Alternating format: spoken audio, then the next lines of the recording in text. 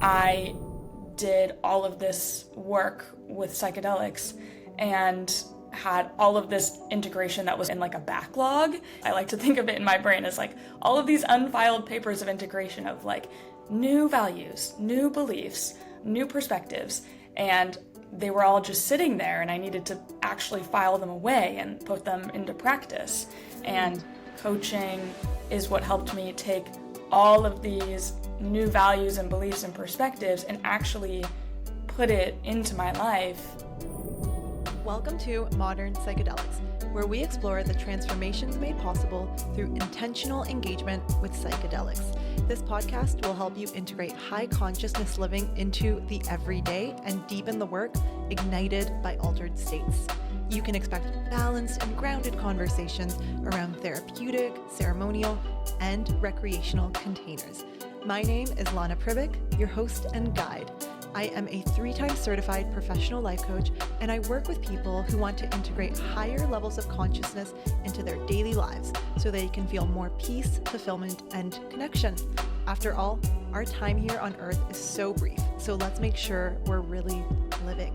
The song you hear is called Lost Horizon by Peace Sign. All right, let's journey. Hello, everyone. Welcome back to the 5th episode of the Journey series, where I invite and interview some of my past coaching clients to come on and share their stories of how they have combined the psychedelic path with core energy coaching with me to achieve quite remarkable results. And today's guest is the incredible Faith.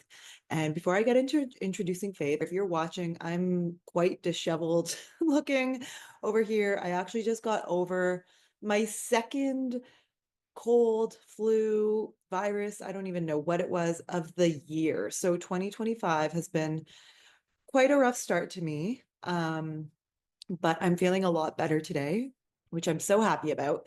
And I was going to release this episode without an intro, but I'm feeling okay today. And I thought, let me just get an intro in for everyone. So, like I mentioned, today's guest is Faith, and Faith is quite a remarkable Gen Zer. She is very, very wise and evolved for her age. And it was just such a pleasure, such a joy to coach her, like it is to coach all of the wonderful people that I get to work with. Faith came to me stressed, confused, lacking clarity about her future. As a young woman, it felt very important to her to choose a career path for herself that was aligned with her values.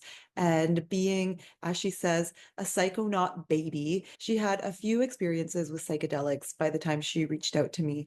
And she had insights and perspective shifts, and her inner orientation started to shift. But what she was struggling with was actually allowing those shifts and changes to become a part of her day-to-day life, to become a part of her actions, to become a part of who she is on a day-to-day basis. And that's why we started working together.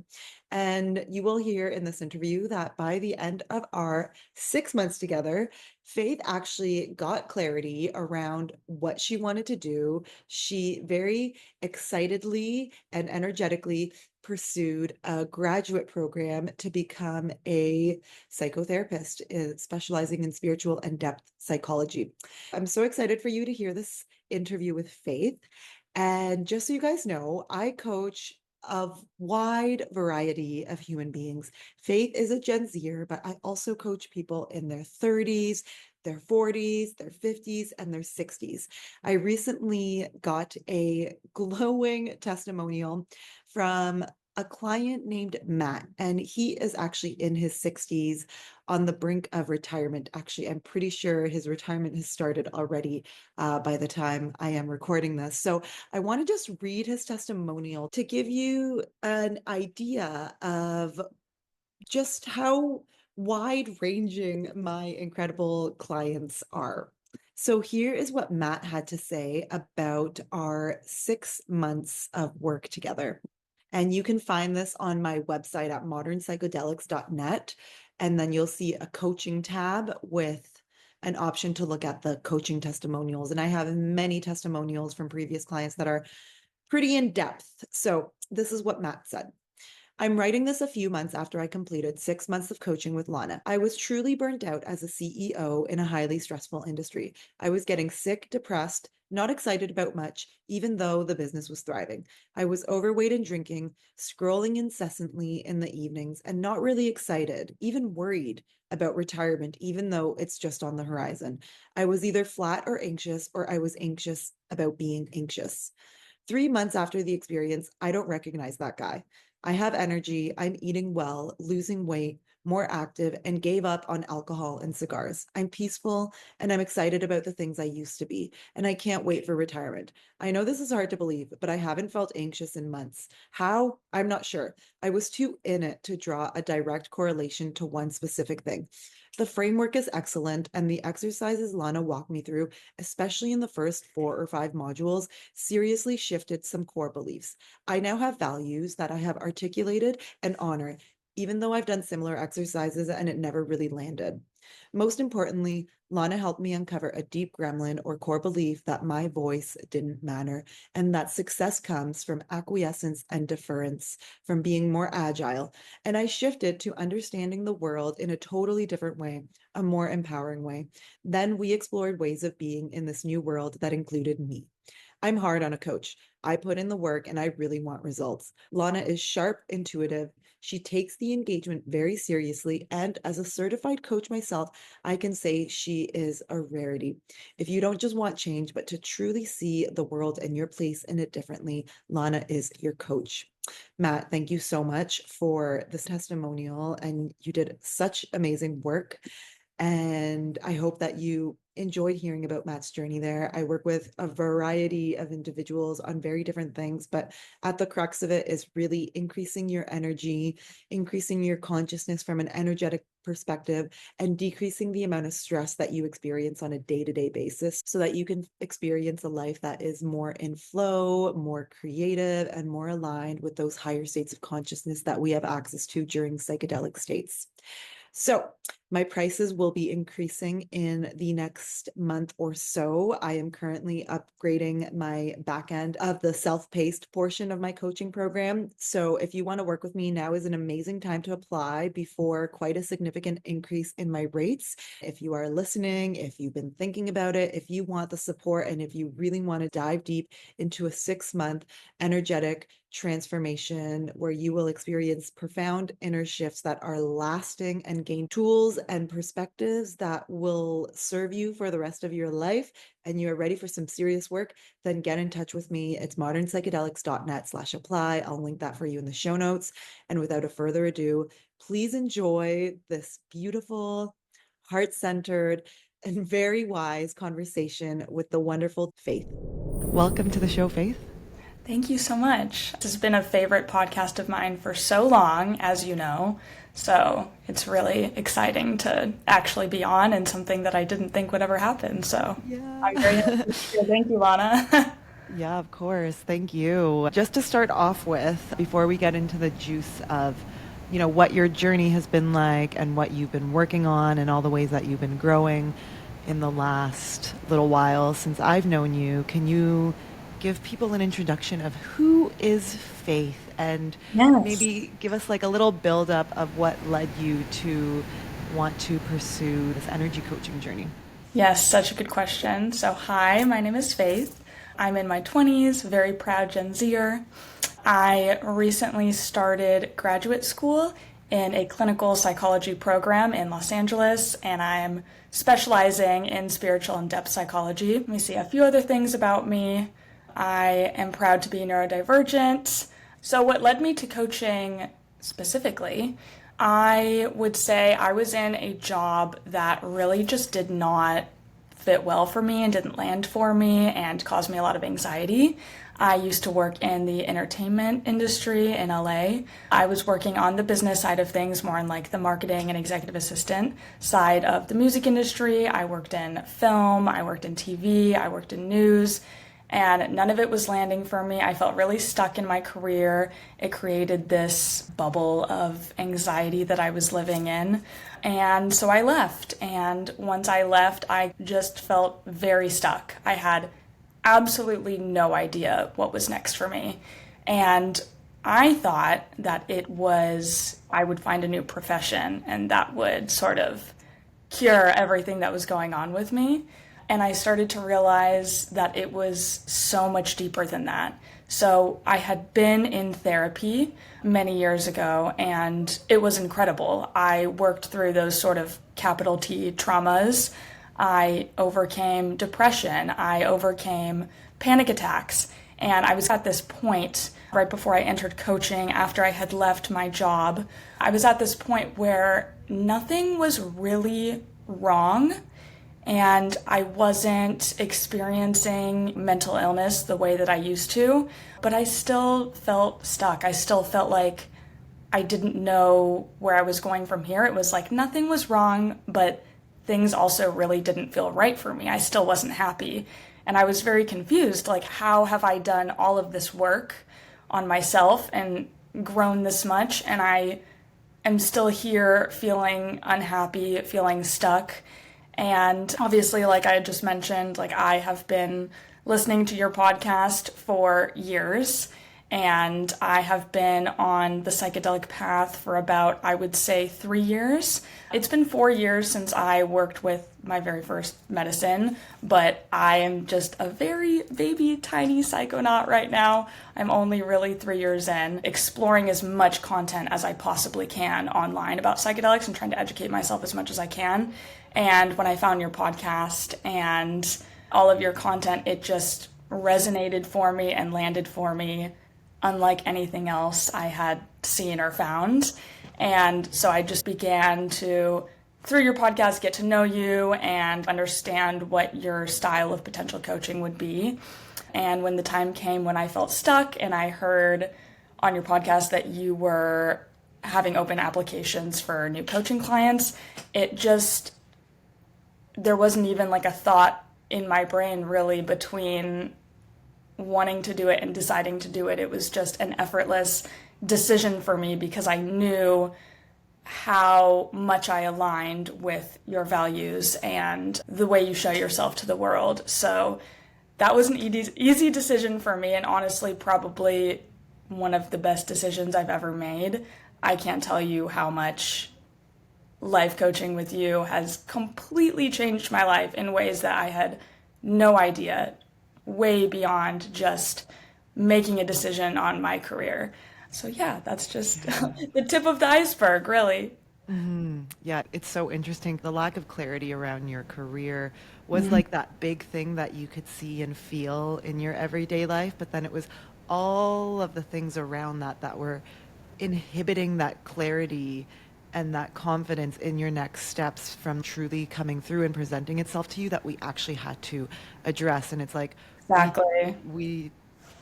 we looked at all of those things, and it was really interesting. By the end of the 6-7 months that we were working together, you announced to me that you decided to apply for your spiritual and depth psychology program, which is really such a full circle journey. And not every coaching journey ends up being so perfectly timed like that, but we'll get into some of those energetic blockages, as we call them. I love what you said about nothing was wrong, but nothing was right. That's so good. Yes. So good, because That's how that's I exactly the spot where we can benefit from coaching, right? That's how I knew. Yeah. Yeah. So well said. I'm probably going to steal that from you and use that on my webpage, because that's just perfection. So we started working together in March 2024 and wrapped up in September 2024. Yes. And thinking back to March, let's go back to Faith back then for a second. And even that first session that we had before coaching, we did the Energy Leadership Index assessment, and you had a chance to learn about the 7 levels of energy, the 7 levels of consciousness, and your energetic profile, and how those 7 levels show up for you, and in what percentages you have access to those levels. Looking back on that, like, I'm sure that those 7 levels of consciousness are something that you just naturally think about all the time now, but back then, first being introduced to that and then having it relate to your own life, what was the impact of that? How did that land for you? Like, what did that change for you? Just like Good question. being led into that world.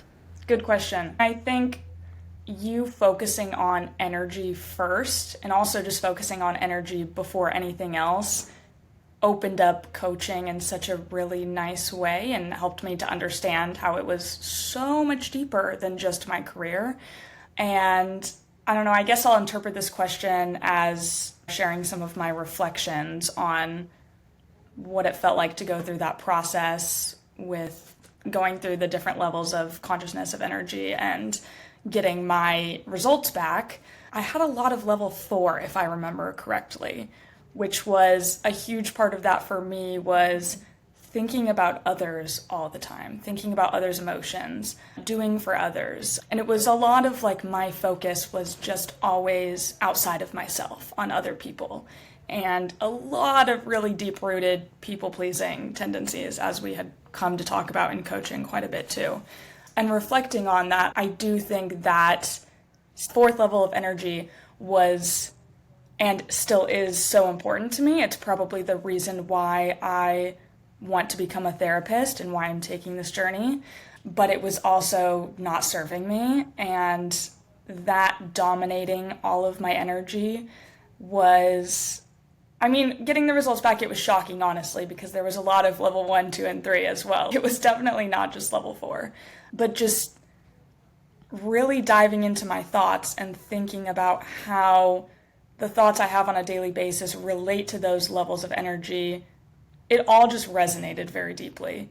And I notice myself on a daily basis now getting back into that level 4 energy and continuously putting the focus outside of myself. And it's just nice to have that to come back to realize this is helpful for me, and all levels of energy are helpful, like you like to say, and they all have their place. But this doesn't need to dominate the way that I live my life. All this love that I give to other people and all of the ways in which I am trying to please other people, I need to pour that back into myself.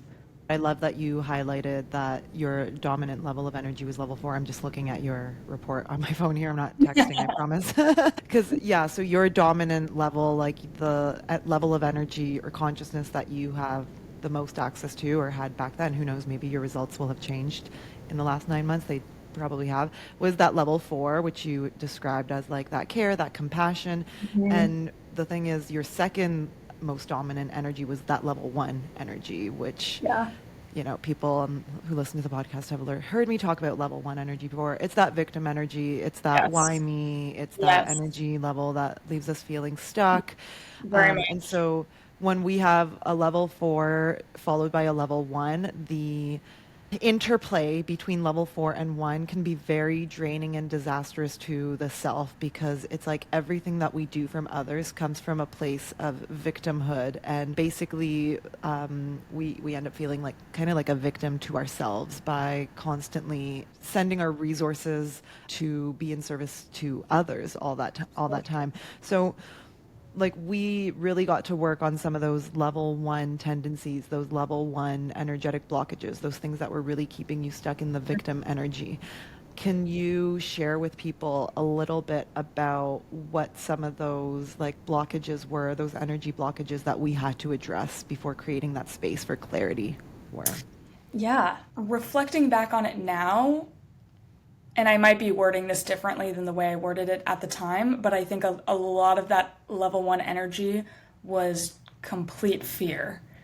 It was staying in the victim mindset, so subconsciously felt like I was protecting myself, and it just felt absolutely terrifying to really go for the life I wanted to live. Psychedelics had helped me to understand who I was, what I wanted, what my values were, the ways in which I wanted to live my life. And all of that just stayed up here, and I wasn't able to put it into my reality, and I wasn't able to integrate everything I had learned from my journeys because this level 1 mindset was just keeping me bogged down. I didn't even realize I was telling myself this, that I wasn't capable of getting a new job. I wasn't capable of facing my manager and telling her I had to go. I wasn't capable of going into the career that I wanted. I wasn't capable of living where I wanted to live or creating new habits that I wanted to create. I feel like there's a lot of interplay too with being neurodivergent and experiencing level 1 energy, because the executive dysfunction I was experiencing from being neurodivergent combined with the level 1 victim mindset, I couldn't understand how some days I couldn't even get out of bed to go for a walk outside, and yet I wasn't anxious, or I wasn't on the verge of a panic attack. I wasn't depressed. I wasn't experiencing these mental illnesses, but yet I had all of this fear of being judged, I would say, as well, played into that. But really, I think victim is a good way to put it. I just felt like I was a victim of everything that was happening to me, and I didn't have the power to do anything about it. I didn't feel like I was in the driver's seat of my life. Mm-hmm. Yeah, I love that you're highlighting that fear and how it played out for you, because fear is absolutely one of those energetic blockages that keep us stuck and keep us from moving forward in life. And honestly, I would say 75 to 80% of the coaching sessions that I do with clients are around navigating some sort of deep fears and really getting to the root of them. Yeah. I'm curious, like, fast forwarding to now, how do you relate to fear now, and how do you deal with those fears as they come up? What's your relationship to fear? How do you think about fear? What is the purpose of fear in your life? Oh, this is such a good question, because this came into play when I was deciding to do this podcast. So when you had asked me if I wanted to be on the podcast on our call, my immediate answer was yes. But I took some time to think about it, and all of a sudden, all of these fears started coming up within me. And a huge part of that is there are people in my life who don't know that I engage with psychedelic medicines or that I'm on the psychedelic path. There was so much fear about people finding out about this. There was fear about how I would show up on the podcast. Am I going to say the wrong thing? There was fear about why would anyone care what I have to say? And when all these fears were coming into my mind, I thought of you, and I thought Lana would tell me to make my decisions from a place of love, not from a place of fear. And that is a huge thing I took away from coaching, that I would never have been able to apply for my master's degree, take out a loan, change my work schedule, put all of this effort into this new career if I was coming from a place of fear the way I used to. And I think my relationship with fear now is that I still have it, and a huge part of coaching was realizing that we never fully necessarily overcome these things. It's more of a dance of getting better at dealing with them and coping with them. And I don't think fear is ever something that we can completely take out of our brains as humans. But I do think it's a much faster jump for me to have those thoughts of fear and then to override them with thoughts of love than it was before. And I just keep telling myself now, when I recognize that I'm about to make a decision from a place of fear, or I'm having any sort of thought from a place of fear, and as soon as I catch it, my first thought is, what if I replaced this with love? And that has been really life-changing. Wow, so you really have a strong awareness now that wasn't there before, in terms of being able to recognize the fear very quickly when it comes up, and then we're practicing that. First step is awareness. The second step is accepting that the fear is there and seeing it and holding it, rather than pushing it away or judging it, just recognizing that it's there. And from there, you can make that conscious choice about how to move forward. So you're, just perfectly applying all of the teachings that are in the Energy Mastery Pathway program, the online portion of the program. So I'd love to see that. I'm curious, what is the difference for you when you make a decision based out of fear, when you make a fear-based decision, and versus when you make a love-based decision, or even when you make a decision that isn't conscious or is more reactionary versus when you make a decision that is a conscious choice and it's backed by your awareness?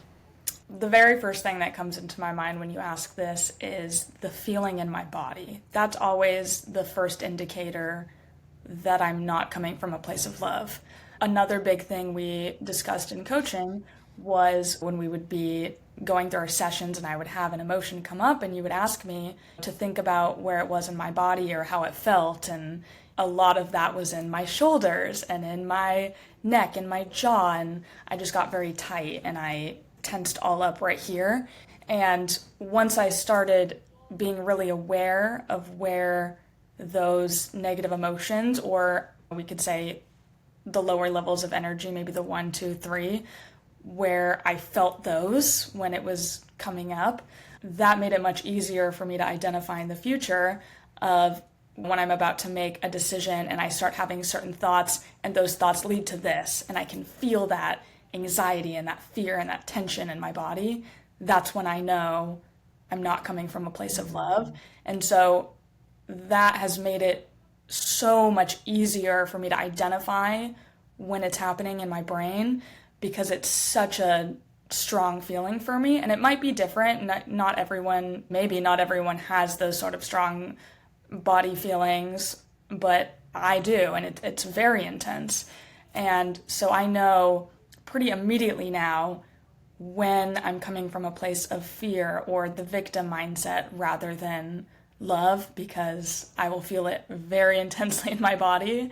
And as soon as I start overriding that with thoughts of love, I can feel it relax and I can feel the tension slip away. If you have been feeling low on energy, sluggish, or just out of balance, I have something to share with you. It's a natural solution that's been used for centuries, Shilajit. You may have seen this black tar-like supplement all over the internet these days, and that's for good reason. I personally started using natural Shilajit this summer, and let me tell you, the energy boost is quite impressive. And that's because Shilajit resin is a naturally occurring substance that is found high in the Altai Mountains, and it's formed over centuries by a gradual decomposition of certain plants and by the action of microorganisms. This stuff truly comes directly from nature. Shilajit is an incredible Ayurvedic supplement. It's packed with over 80 minerals and fulvic acid, which helps to detoxify the body, support hormonal balance, and enhance nutrient absorption, amongst a plethora of other benefits. Not only have I noticed an increase in my energy levels, but even my menstrual symptoms have become almost non-existent. I noticed that when I take the Shilajit more consistently, my body does not get the cramps and the PMS symptoms that I usually do. So my go-to way of using Shilajit is I mix the natural Shilajit Nutri honey in my decaf coffee every morning, and I like that the honey just adds a little bit of sweetness. I personally love natural Shilajit because they are known for their premium quality Shilajit, which is rigorously tested, contaminant-free resin sourced from the pristine Altai Mountains. If you want to naturally increase your intake of vitamins and minerals and really feel these benefits, head over to naturalshilajit.com and use the code LANA10OFF to get 10% off your first order. That's Natural Shilajit, SHILAJIT.com, and Lana, LANA, 10 off to get 10% off your first order. I've linked that all for you in the show notes. Thank you so much to Natural Shilajit for sponsoring today's show. Let's get back to the episode.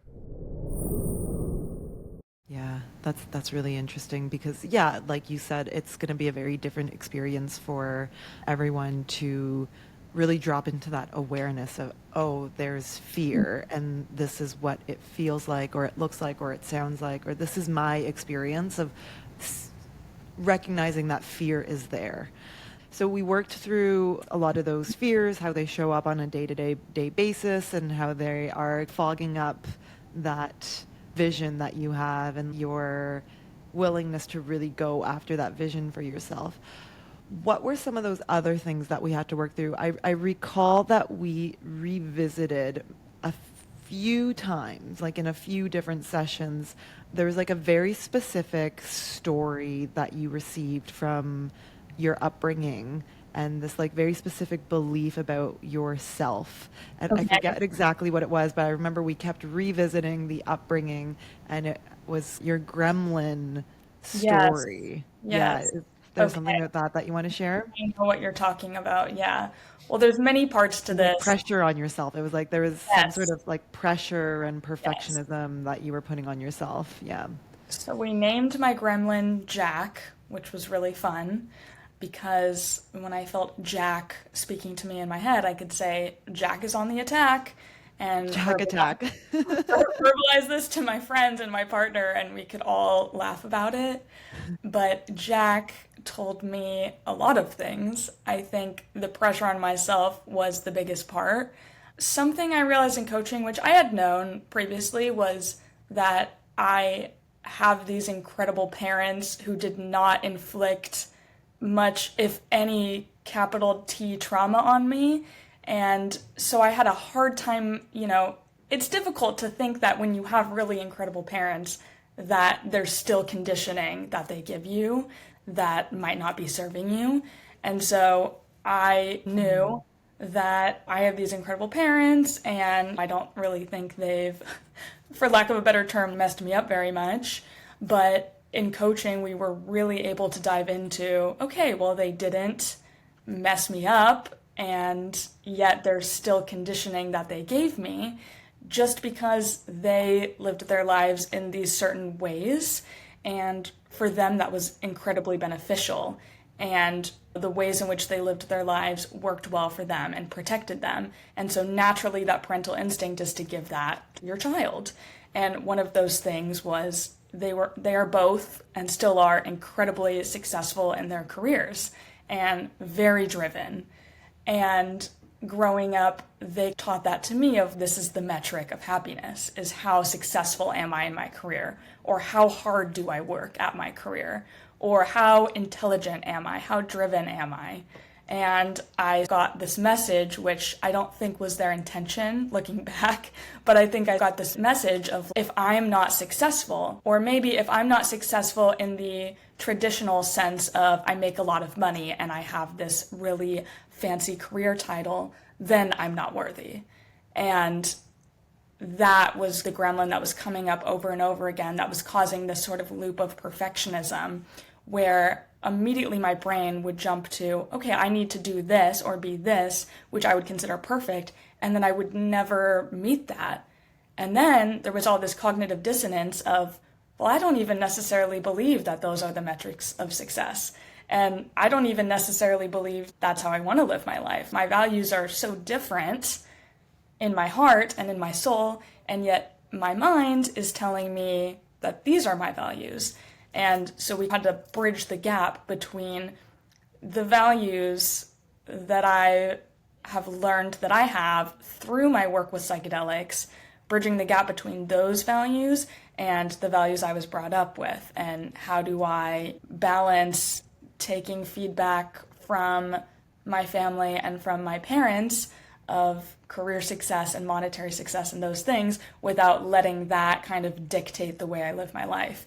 And I will say I've gotten much better about that. I'm choosing a career that's not necessarily the highest paying career, that, I'm choosing it because of what my soul wants, and also choosing a career that will allow me to have a little bit more work-life balance because that's also what my soul wants. And it's interesting that as all of this is transpiring, to see how supportive my parents have been, it's like somewhere in my mind, I thought that they wouldn't be because I thought that they had different values, and come to find out they just love me and support me and want me to be happy. And it's been, in that way, it's been such a beautiful process of identifying the gremlin is attached to my family, specifically my parents, saying, okay, but my parents are still great, so how do I change this in my brain?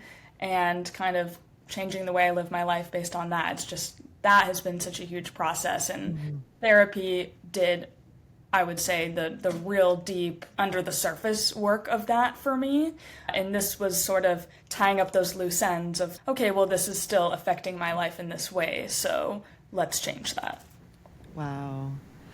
Wow. I love that okay, the way that you just spoke about your upbringing and your parents, like it just sounded so incredibly integrated, conscious, and like honestly, like highly anabolic. The way that you just articulated the way that your parents influenced you and influenced your perfectionism. Like, we're not in the game of blaming and shaming our parents here. We are not here to Absolutely do not. that. We love and respect our parents for doing the absolute very best that they could with what they knew at the time. And as we grow into adults and have, more freedom of choice to express ourselves and live our lives in ways that we want, it's about bringing that love and acceptance for where we came from and then bridging the gap with that conscious choice, because it's not so much about like eliminating fear or eliminating like Yes. the gremlin. It's about changing the dynamic, changing your Yeah. awareness of it, bringing awareness to it, bringing love to it. Whereas before, all we knew to do was to bring frustration and anger and, maybe even feel ashamed that the gremlin was there saying that.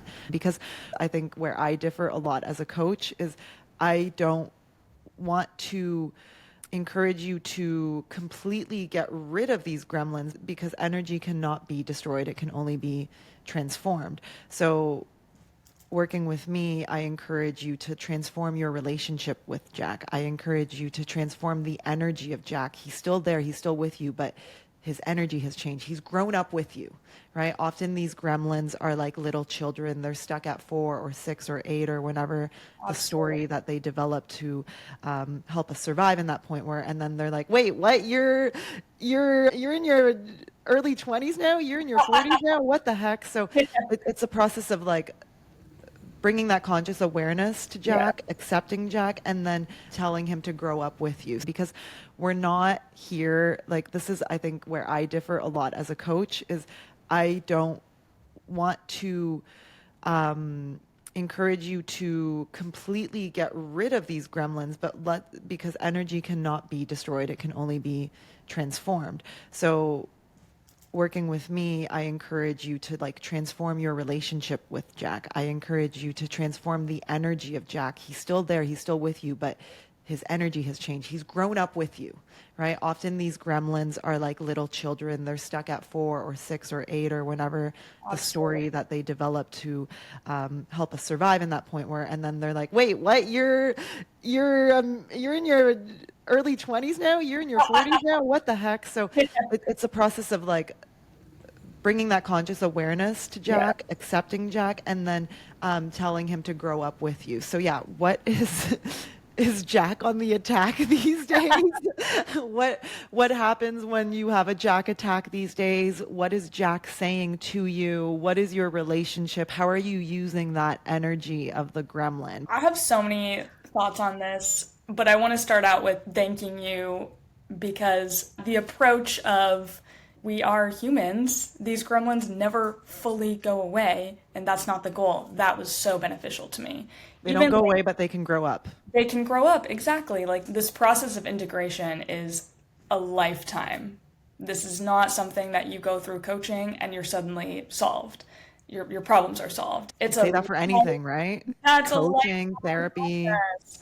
Yeah, and it's like changing those expectations on yourself too, and lightening the load of I don't have to be perfect. And Jack is still around, and Jack is around every day. Like, Jack and I definitely talk every single day, but the way that we interact has changed so much.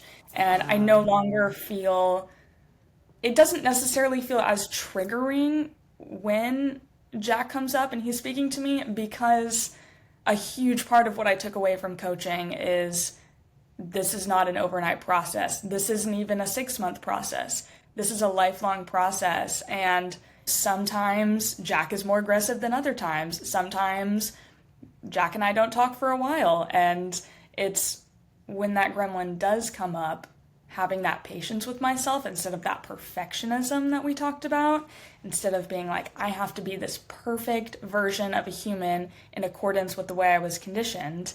Instead of thinking in that way, I think in a sense of, okay, so, this is a lifelong process. Like, Jack is still here. He's telling me I can't. He does a lot of that. It's a lot of I can't, or it's a lot of I'm too afraid to. And yeah, I think that gremlin is still saying the same things in my head, but the difference is that my reaction has completely changed, especially the reaction in my body. And I also think the gremlin shows up not quite as often as it used to in the beginning. So it's definitely still there, but the relationship is completely different. Right. I imagine that his demeanor, his personality, like the way that he even speaks to you has changed a little bit. Yeah, it Would you can say? be a little bit humorous sometimes, for Yeah. sure. Sometimes I'll have a real negative thought and I'll laugh as I say it out loud to a friend or to my partner. And I think that's because a lot of the work we did was to put a humorous light onto that gremlin, maybe by accident because I started calling him Jack and saying Jack is on the attack. It's like those little things can have such a big difference. Because it was just a little funny joke to come back to, and so now I associate it with humor and it just lightens it. Love that. I love that. Yeah, because sometimes the gremlin just kind of says what it says because that neural pathway is just so strong and it's just saying what it's always said. But then when you can bring some lightness to it and some humor to it, it almost like lightens their load up too, right? Yeah, exactly. I'm just looking at your, like, so we put together 5 or 6 goals or intentions for working together. The first one was to put myself into the driver's seat of my life and choose thoughts that empower me to create the life I desire. I feel like we really touched on that in speaking about the level 4 energy and the fear. One of the goals you also set was to hold on to opinions and beliefs more loosely rather than fighting to be right. And first of all, I think this is just such a noble goal to have in a world that is just so polarized and people really like literally kill for their beliefs and will Yes. die for their beliefs. And Mhm.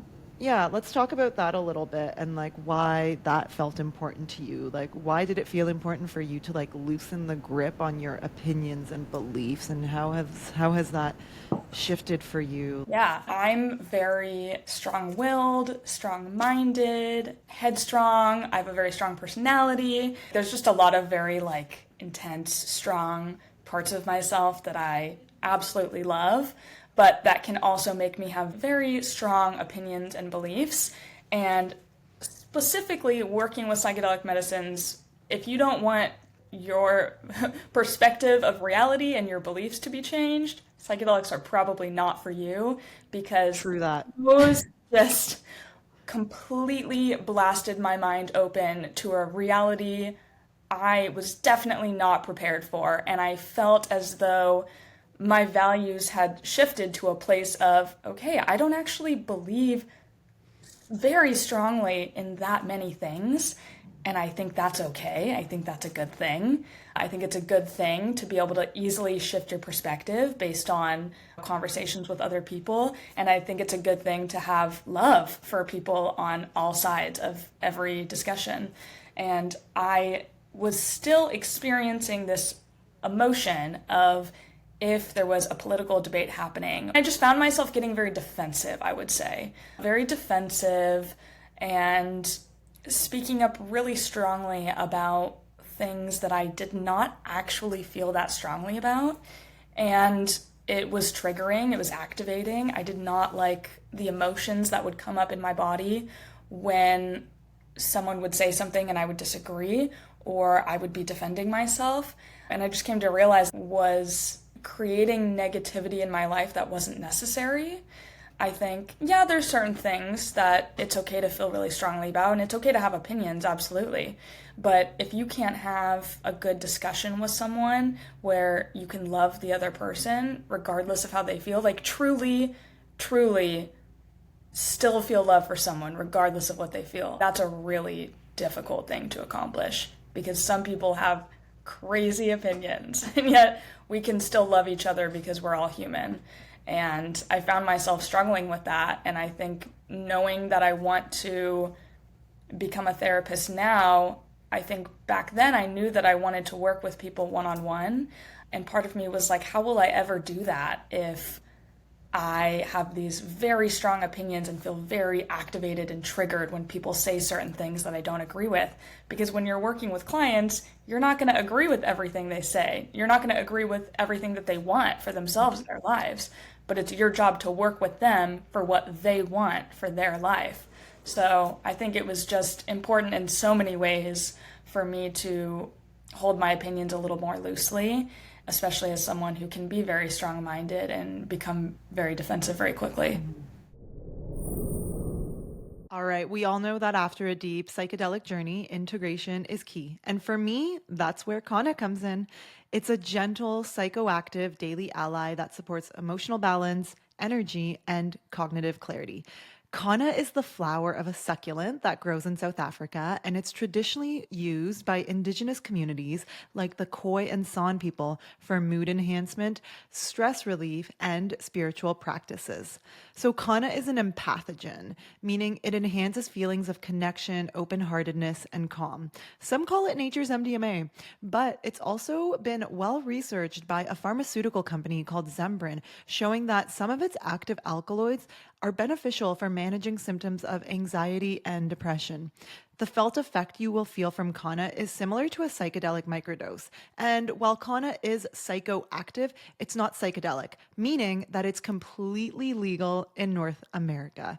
But most of the Kana that you'll find out there is table grade, meaning that it lacks a potent enough alkaloid profile that will actually create that felt effect. Kana was a game changer during my really intense 5-MeO DMT integration.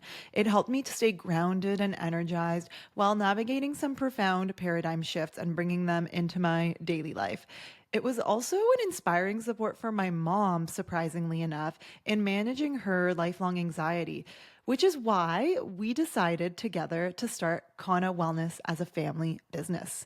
We are so proud to share that Kana Wellness is the first Canadian Kana company. So if you want to experience the benefits and the gentle love from Kana for yourself, visit kanawellness.com. And I have a code for my modern psychedelics family. It's Lana, Lana, and that'll save you 10% off your first order. We're currently shipping across Canada, so links will be in the show notes for you. That's kanawellness.com, Kanna, and use Lana, Lana, at checkout for 10% off. All right, Kana Lana signing off. Let's get back to the episode. Yeah, like I said, such a noble and honorable undertaking to work on that for yourself, because as you work on that for yourself, it really touches the people around you. It makes people around you feel more safe and allows you to just cultivate stronger connections with others based on who they are as a person, not based on what they believe or what their opinion is, because beliefs and opinions are fluid. They're not truth. They change Absolutely. as we do. And so yeah, it's a very powerful thing to put into question just how much value and weight we put on opinions and beliefs. Like there are literally people dying in Africa, in the Middle East, in Europe, like all over the world because of opinions and beliefs, you know? So like doing this work on an individual basis is required in order for us to bring it to the collective and like really create massive collective change. And it's probably going to take a while, but it really starts with ourselves. So yeah, good work with that. I'm curious because you said you're a little baby Gen Z psychonaut, but you've had some experiences with medicine by now, and I'm curious how you see the synergy of coaching, specifically energy coaching that you went through, consciousness coaching, and psychedelics, and how they've kind of supported each other and worked together, if at all. Oh, it's completely related. It's connected in every sense. Psychedelics work on an energetic level, and this coaching process with you worked on an energetic level. So it's in the ways that you're shifting your perspectives and your beliefs, and your values are shifting, and you're coming closer to living your life in alignment. All of these things work on an energetic level. And I think if my work with psychedelics has taught me anything, it's that the energy that I approach everything in life with is what makes the most difference.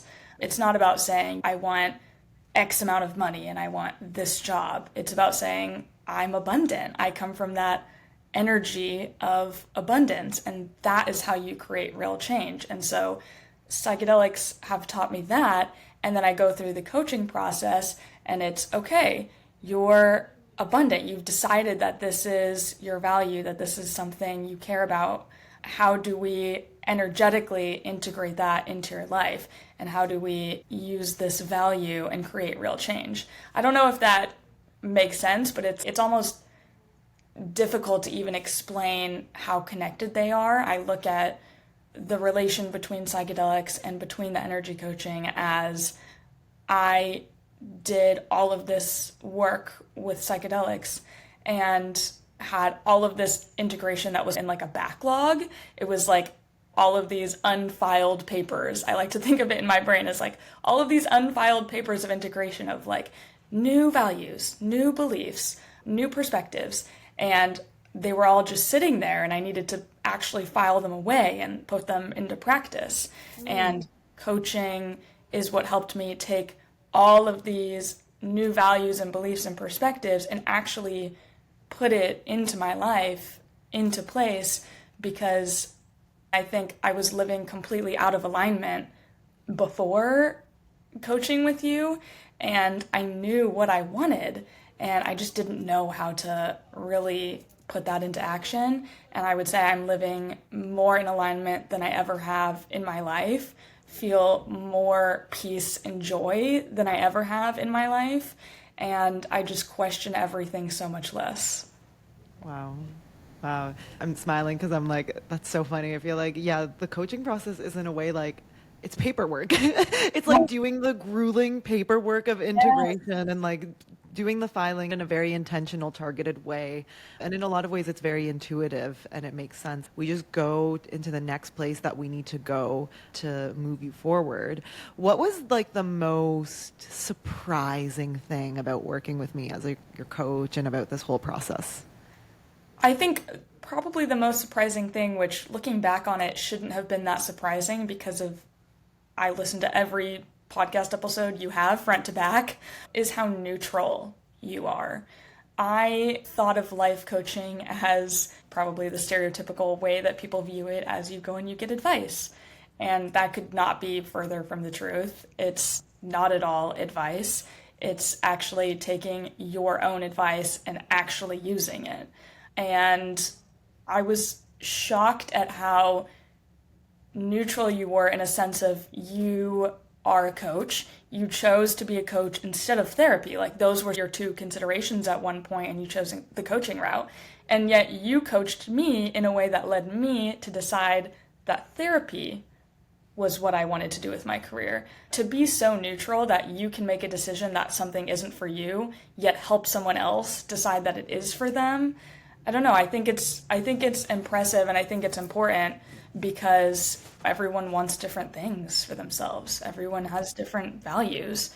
We're all these different, unique, incredible souls, which is exactly as it should be. And you're not trying to turn anyone else into you or trying to get them to do what you've done or do what works for you. You're getting them to come to a point of them understanding what works for them and what they want, and bridging the gap between what they want and actually them having that and doing the work and being the person they want to be.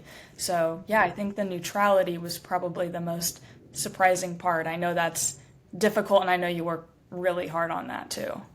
Yeah, thank you so much for bringing that in. The neutrality is like a ethical pillar for me in coaching, and I think that's really what separates professional coaches who have received extensive professional training from, not professional coaches. Instagram coaches. the as IG I say. coaches. And you know what? They create amazing results for their clients Oh and yeah, they're doing I'm what they're sure. doing. It's Yeah, just a different right. methodology. It seems like that was so surprising for you because that was perhaps the first time in your life that you've been in such a neutral space, and maybe you've been in such a neutral space for a prolonged period of time. So I'm curious, what was it about the neutrality that made your process so effective? How did that impact you? How did that land for you? I think the neutrality was really beneficial for me because there's a lot of really big opinions in my life from the people around me about what I should do, and I'm grateful for that. Those people love me so much that they want to share what's worked for them and think that it's going to work for me, and I appreciate where they're coming from with that. But it's difficult when you have so many big opinions, big, strong opinions in your life. Like, I have a massive family, I have so many friends, and just everyone is sharing their opinion. It's difficult to really know where you land in the midst of all of that.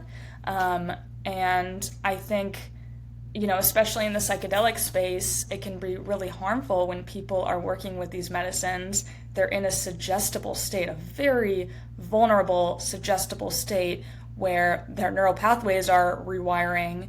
When you have someone who gives them advice or leads them to something that isn't right for them, I think the neutrality was life-changing because there's just, for most of us, not that many truly neutral people in our lives. And that's as it should be, because our friends and our family want to share their opinions with us to help us. But I really just needed someone to say, okay, well, what is it you really want? And how do we help you get there in a way that only works for you?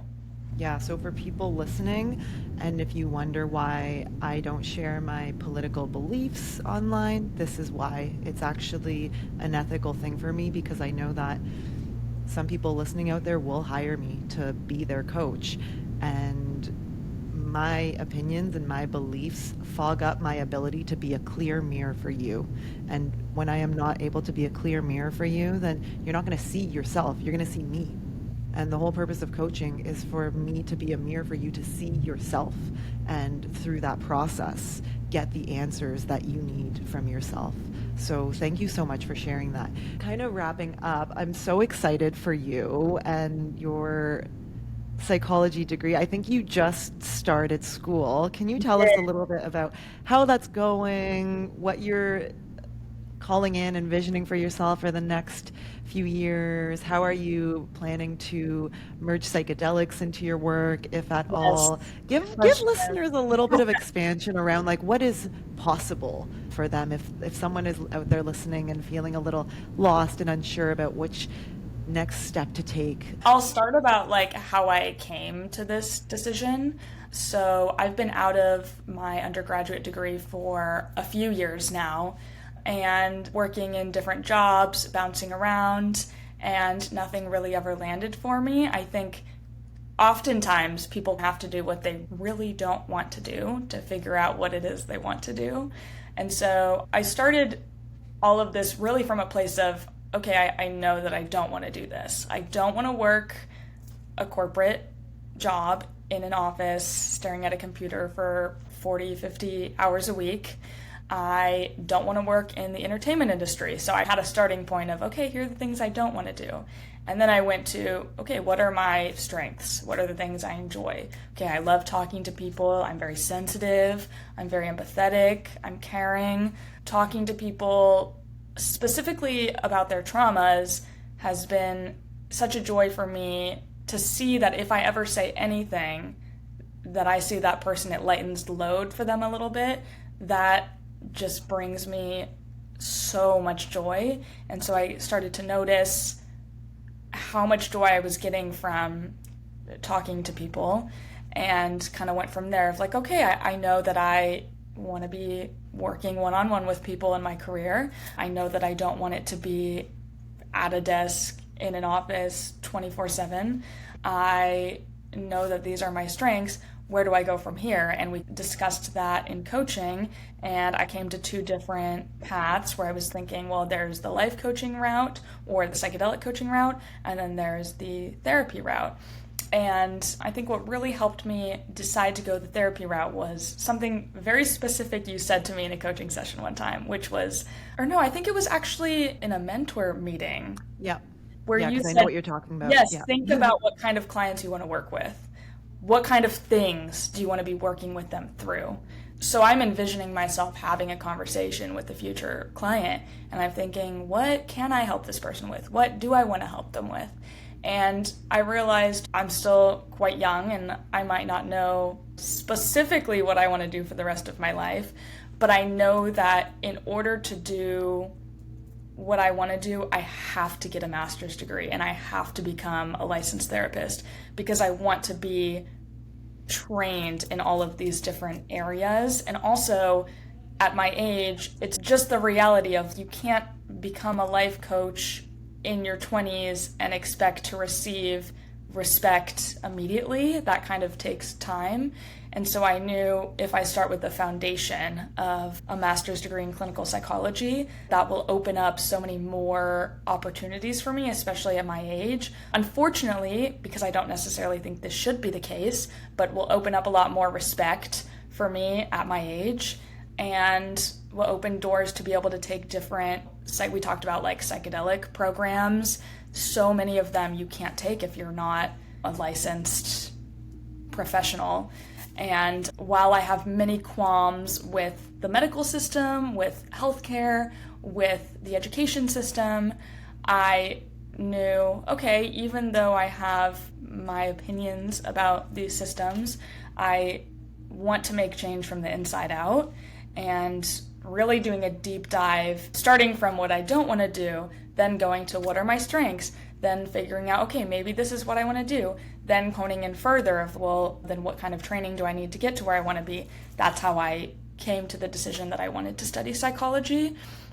And I think it really landed for me and felt like the right decision when I found a university that I just loved, and I'm only 2 weeks in, but so far I just adore it, and a university where I can go in person, where I can have smaller class sizes, where I can specialize in spiritual and depth psychology, which is what I'm most interested in, where there's a social justice stance at this university. There's no tests or quizzes. It's all reading and writing, and you don't get letter grades. It's pass-fail. There's so many different parts of this that are so different from so much of the American educational system, and yet it still is a path that leads to licensure for me.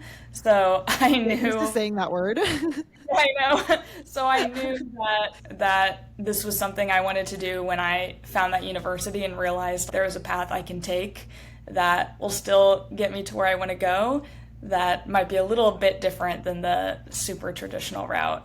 And yeah, I don't know exactly what role psychedelics will play in my career. I think a lot of it depends on the legality of it, honestly, especially the legality as a licensed therapist. But I think right now what's landing for me is the intersection between neurodivergence and psychedelic integration. And especially, I mean, it's something I've been through and am still going through, and love neurodivergent people. So many of my friends are neurodivergent. And I feel like everyone into psychedelics is neurodivergent. It's huge. And Yeah. it's like, I'm pretty sure I'm neurodivergent. I've never gotten tested, but I'm pretty sure. Yeah. there's got to be some in there for sure. I Yeah. mean, so many of us No, are. and like it's a community that really needs the support. So I love that you're Absolutely. doing that. Yeah. Absolutely. So Yeah. I think there's probably an intersection for me in working with neurodivergent people to help integrate their psychedelic experiences. I'm not really called to being a facilitator or working with the medicines themselves, more so called to, first of all, take my insights from my journeys and help others with those insights, even if those people have never touched a psychedelic. That, in addition to helping neurodivergent people navigate everything that comes up after a psychedelic experience. And I think there's a lot of research starting to come up with the link between psychedelics and autism and kind of the interplay there, but there's not as much on psychedelics and ADHD. And as someone who has ADHD, that really fascinates me. I think there's so much more potential there that hasn't been tapped into yet. Right. Like beyond microdosing? Yes, Yeah. absolutely. Well, In every sense, with all different kinds of medicines, yeah. I think there's so much potential there. And I've seen some research, but not nearly as much as I thought I would find. So yeah, I think there's a lot of opportunity for me there. Amazing. Amazing. I'm so excited for you. And what would you say to someone who's listening who is where you were back in March and feels stuck and doesn't really know why they're stuck and feels that struggle to connect with a vision, or even if they have the vision, feels the struggle of actually like believing that it's possible? Because you said earlier on that you had a hard time actually believing that the life that you wanted to live was possible for you, and like obviously that's not the case anymore. So yeah, some words of wisdom for people who are in that place. Yeah, I think this is exceptionally simple and maybe a little bit too simple, but what helped me more than anything was to just follow like any sort of joy at all. And for me, I knew there was joy in listening to your podcast. I knew there was joy in, talking to people about their traumas. Like I found joy in these little pockets of life at a time when I was feeling really stuck. And if you can hone in on where you're feeling those pockets of joy, that's telling you something really important, because it's telling you, here's a little slice of the life that you're meant to live.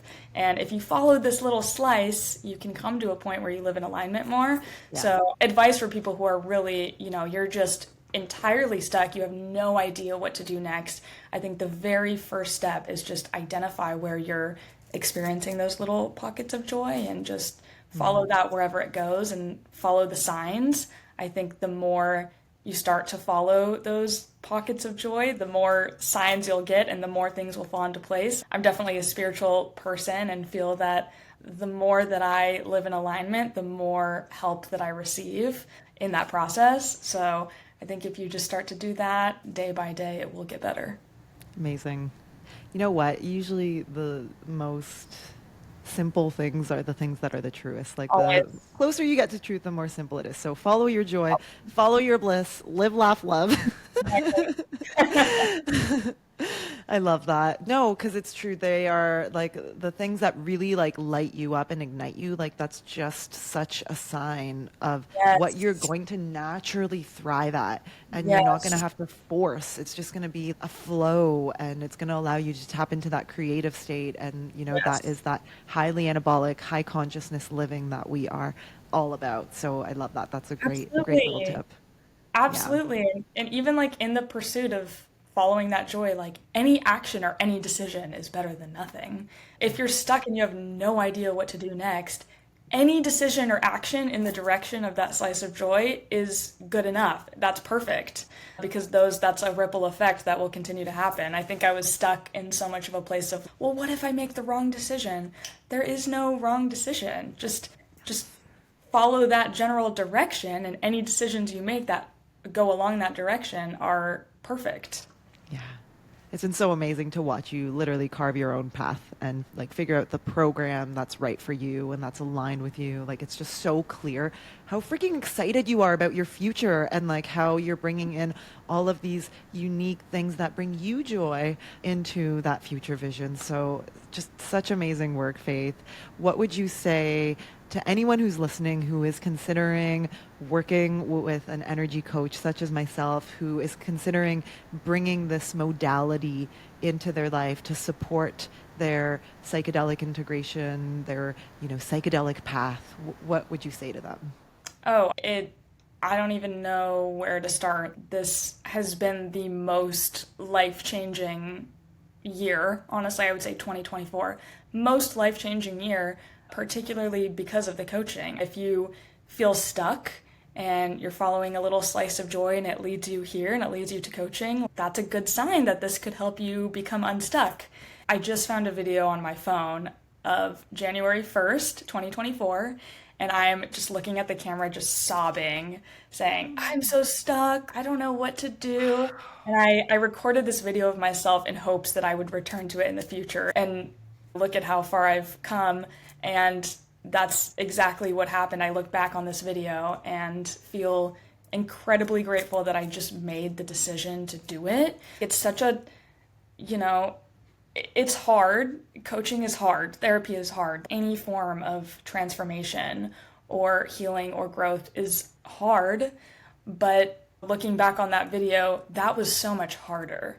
It was so much harder to feel that way every day than it was to overcome it and come out on the other side. So it seems really scary and it seems like it's going to be a lot of work, because it is, but it's, that voice in your head is lying to you. It's not going to be easier if you keep living the same way you've always lived. Like, it will only get better if you take the chance on yourself. And having someone like a coach, having you to navigate me through that journey was just so much more, I think it just was more motivational, like having that accountability sort of, and having that, every 2 weeks, I know I'm going to have this call and we're going to check in on my growth. It just gave me a structure and an accountability that, as a neurodivergent person, is really difficult for me to give to myself. So if you've been feeling stuck and you don't know what to do, I think coaching is a great option. Yeah, it's all right. I love that. Thank you so much for sharing. I am just astonished and just so proud of you. And I know you're proud of yourself too. And I cannot wait to keep following your journey and seeing what comes next. And I feel like you're one of the Gen Zers in my life who have really made me love Gen Zers. Shout out to the Gen Zers. As the most millennials too. Millennials are my favorite generation, no questions asked. I love millennials. We need this. Yeah. I think Gen Z and millennials, there's a lot of synergy there. Yeah, we're making shit happen. Absolutely. Yeah. We love you guys all, though, truly. Thank you so much for listening. Faith, any last words that you want to share? I just want to say thank you to you. Just meeting you in 2024 was one of the most life-changing things that could have happened, if not the most life-changing part of 2024. And I'm so happy that I followed that slice of joy. Thank you. And I hope that in that you recognize that you also met yourself, right? You also met yourself in a new way and in a deeper way. And it was an honor to facilitate that for you and to be that mirror for you. Thank you, Lana. Thank you so much for listening to and supporting the show. To stay in touch, sign up for my mailing list, which can be found in the show notes or on modernpsychedelics.net. If this episode sparked something within, please let me know by leaving a review of the Modern Psychedelics podcast on Apple and Spotify. This really helps to share these messages with those who need them, which is the whole reason why I do what I do. And if you haven't already, come join the ongoing conversation over on Instagram with other beautiful souls. We have an incredible and conscious community over at the handle Modern Psychedelics. And don't forget that the work begins after you come back down to earth. And I'm standing shoulder to shoulder, doing it with you.